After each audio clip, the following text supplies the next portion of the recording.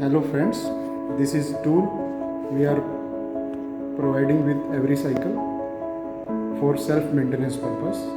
These all are the Allen keys: 2 mm, 3 mm, 4 mm, 5 mm, 6 mm, 8 mm. This plus screwdriver, this minus screwdriver, this spanners 15 mm, 8 mm, 10 mm spanners. Where it is used, this for this opening we are using 2 mm. For this brake adjustment we are using 4 mm. For this we are using 3 mm. For this handle tightening we are using 4 mm.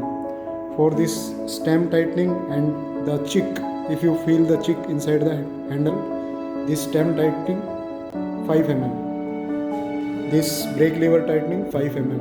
This throttle tightening 3 mm.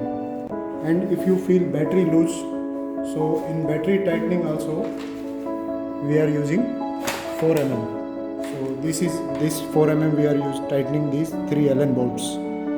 So in this cycle, this toolkit is very important for self maintenance. So on the brake also, in the rear and front brake, 5 mm Allen key you need to use for tightening the brakes. So all basic consumable and basic maintenance you need this toolkit. Thank you sir.